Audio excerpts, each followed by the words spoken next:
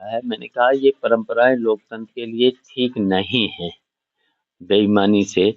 अच्छा, इससे कोई भारतीय जनता पार्टी की सरकार अगर मान ले हार भी जाती, जैसा माहौल है उत्तर प्रदेश में भारतीय जनता पार्टी के खिलाफ, तो सरकार तो उनकी गिर नहीं जाती, बहुमत था। फिर भी उन्हें देखना चाहिए था, समझाना चाहिए था कि जनता तो उनके लिए अच्छा ही था जब भी चुनाव आने के लिए। तो अगर ये देख लेते तो हो सकता था हैं, ठीक काम करने लगते, क्योंकि भारतीय जनता पार्टी से पूरे देश की जनता इस समय खिलाफ हो चुकी है, क्यों इन्होंने केवल झूठ बोला है, और झूठ बोल करके कोई विकास का काम और जो भी घोषणाएं करते थे आज तक एक पूरी नहीं हुई है। आप देख रहे हो कि इन्हें 8 साल उत्तर प्रदेश की सरकार को हो गया है, सड़कों के गड्ढे नहीं भरे गए, और हम लोगों के समय की सड़कें थी, आज भी उस पर गड्ढे नहीं है। देख ले नैनीताल रोड, ये हमारे समय में बनी थी, मैं नहीं बनवाई थी। कल की जो परिस्थितियां आप बता रहे हैं, क्या तो फिर उसके बाद क्या सपा लूज कर रही है 9 सीटों पर? देखिए, मैंने कहा है समाजवादी पार्टी इन परिस्थितियों में जो देखिए वोट की लूट हुई है, शासन प्रशासन ने किया है, उसके बावजूद भी 5-6 सीटें जरूर जीतेगी, और टक्कर तो सभी 9 सीटों पर है, कुछ सीटों पर हार भी सकते हैं, लेकिन हम 5-6 सीटों पर इसके बावजूद भी जब लूट हुई है, प्रशासन ने, पुलिस ने, जैसे भी बिलास प्रमुख, बीडीसी और कोटा डीलर से लेकर के जिस तरीके का शासन का दबाव था प्रशासन पर, तो देखिए अब जब एसएसपी वोट मांगने लगेगा, जिलाधिकारी निर्देश देगा, हाँ, तो फिर लोकतंत्र बचा कहाँ? क्या ऐसे फिर तो तानाशाही है। क्या ऐसे अधिकारियों की लिस्ट भी बनाई जा रही है? हाँ, बिल्कुल सूची बनेगी, ऐसे अधिकारियों की सूची बनेगी, ऐसे बेईमानी उनको नहीं। देखिए वो लोग संविधान की कसम खाते हैं, निष्पक्ष रह के काम करेंगे, तो अब वो तो देखिए संविधान की अवहेलना है। बाबा साहब ने जो संविधान बना के दिया है लोकतंत्र में, लोकतंत्र की मजबूती के लिए निष्पक्ष, तो अगर निष्पक्ष नहीं रहते हैं अधिकारी लोग, तो उनके खिलाफ फिर तो आयोग को भी कार्रवाई करना चाहिए। आयोग नहीं करता है तो फिर देखिए फिर न्यायपालिका है, न्यायपालिका भी अगर न्याय नहीं दे पाती है, फिर तो जनता ही अब न्याय देगी। इसमें आने जब समय आता है तो जनता फिर फैसला कर देगी। तो क्या जब आपकी कभी सरकार आपकी देखिए फैसला तो अभी 2027 में ही हो जाएगा, 2027 में फैसला हो जाएगा। समाजवादी पार्टी उत्तर प्रदेश से भारतीय जनता पार्टी को हरा के भेजेगी। नहीं, क्या ऐसे ऐसे अधिकारियों को जो हाँ नीचे भाजपा का कहना है कि वो अयोध्या का बदला जो है करल सीट से लेगा। जी, भाजपा का कहना है कि अच्छा आ जाएगा, अब देर नहीं, अब तो 23 तारीख को रिजल्ट आ जाएगा, अब काहे को, अब तो एक दिन बीच में है। सपा काफी आगे निकल रही होती है, जैसे इंडिया गठबंधन की बात कर लें या फिर 2017 की बात कर लें, हर चुनाव में लगता है कि सपा अब आ रही है, लेकिन लास्ट मोमेंट पे ऐसा क्या हो जाता है आपकी पार्टी में जो आप हमेशा लूज कर जाते हैं? देखिए ऐसा तो कहीं नहीं होता है, जो आपने सवाल किया है ऐसा नहीं होता है। हम लोगों ने देखिए घोसी का चुनाव जीता, हमने मैनपुरी का जीता था चुनाव, तो और देखिए फिर उसके बावजूद भी बेईमानी के साथ साथ हम लोगों ने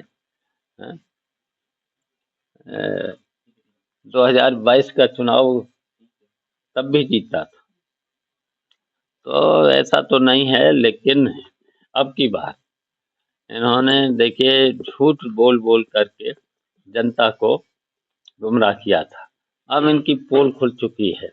महंगाई, बेरोजगारी, भ्रष्टाचार रोक नहीं पा रहे खुलेआम। और देखिए भारतीय जनता पार्टी के समय में अधिकारियों पर उनका कोई कंट्रोल नहीं, पूरा पूरा का पूरा इन्हें नौकरशाही के हवाले कर दिया है। किसी भी कार्यालय में तहसीलों से लेकर के थानों से लेकर के कोई सरकारी कार्यालय में खुलेआम रिश्वत चल रही है। और शायद भारतीय जनता पार्टी का जो बोल रहे हैं, कोई भी मंत्री ईमानदार नहीं है। अच्छा, गोरखपुर में आज ही वैकेंसी निकाली है संविदा पर, तहसीलदार और नायब तहसीलदार, क्या समान गया सरकार की, क्या अच्छा बताइए, जो इन्होंने वादा किया था 2000 करोड़ लोगों को हर वर्ष नौकरी का, और अब नौकरी कौन सी दे रहे हैं? आउटसोर्सिंग में 12,000 की बाद मिलता है उसको 8,000, 7,500, और 1 लाख रुपया पहले ही रिश्वत का ले लेते हैं, पहले ही। बताओ ये नौकरी हुई? आज 8,000, 8,500 में क्या परिवार किसी का चलेगा? तो ये तो देखिए, न तो नौकरी दे रहे हैं, न कोई अपना वादा पूरा कर रहे हैं। तो देखिए, ऐसी सरकार को अब जनता बर्दाश्त नहीं करेगी। धन्यवाद। करेल में जो हत्या हुई है उसको लेकर बीजेपी सरकार लगातार निशाना साध रही है, तो उसमें बीजेपी को वोट देने को उसके बाद सफाई और उसकी हत्या कर दी। उसका पता लगा लीजिए आप भी। थोड़ा सा नीचे, हाँ, थोड़ा सा नीचे, हाँ, थोड़ा सा नीचे कर, हाँ, बस थोड़ा सा नीचे। कल उपचुनाव हुआ था, कितनी सीट पा रहे हैं उसमें? अच्छा देखिए, पहले तो मैं यहाँ शादी समारोह में आए थे, फिर पता चला वीरपाल जी के छोटे भाई का निधन हो गया, तो शोक संवेदना में आए हुए हैं। अब रहा, आपने सवाल कर दिया है चुनाव का। अब देखिए, भारतीय जनता पार्टी के शासनकाल में लोकतंत्र की धज्जियां उड़ रही हैं। तो ये देखिए, जिस तरीके से भारतीय जनता पार्टी गलत परंपराएं डाल रही है, इसकी वजह से लोकतंत्र को बहुत खतरा है। फिर तो चुनाव निष्पक्ष होंगे ही नहीं। और देखिए, इस भारतीय जनता पार्टी के लोगों ने शासन प्रशासन के द्वारा, पुलिस के द्वारा आधार कार्ड पहले ही छीन लिए गए हैं, फिर उसके बाद बूथों पर कब्जा किया है, कब्जा करके वोट डलवाए हैं। फिर भी समाजवादी पार्टी और इंडिया गठबंधन ने मुकाबला किया है, और कई सीटें हम उसके बावजूद भी जीतेंगे। अब टक्कर तो हर जगह है, लेकिन हम लोग समाजवादी पार्टी के लोग 5-6 सीटों पर जरूर जीतेंगे। इसके बाद इस तरह से डालने देखिए, सब काम देखो, आप सब पता चल गया होगा, वो भी शायद दोनों पत्रकार थे जिस पे आरोप है, लड़की भी थी। तो अब वो जो चल रहा है प्रेम संबंध, इनमें जब आता है कुछ, तब ऐसे मेरी समझ में, मुझे तो सूचना ये है। क्या सरकार की मंशा यही थी चुनाव को माहौल खराब करने के लिए, इस तरह की चीजों की? अब कहीं न कहीं अब सब सामने आ जाएगा। अभी क्या बता दूं, हम तो यहाँ पर हूँ। सपा का आरोप है कि समाजवादी पार्टी के वोटरों को पोलिंग बूथ तक पहुंचने नहीं दिया, बीजेपी का जो आरोप है। फिर कैसे आप 4 से 5 सीट पालेंगे जब आपके वोटर ही वहां नहीं पहुंच पाया पोलिंग बूथ पे? तो मुकाबला किया है, जनता ही मुकाबला करती है, और किया है मुकाबला, और फिर आगे और मुकाबला होगा भारतीय जनता पार्टी से। सर, 27 के चुनाव की पूरी क्या तैयारी है? अब तैयारियां हो जाएंगी, अब सवाल बहुत हो चुके हैं ना, अब इतना ही बन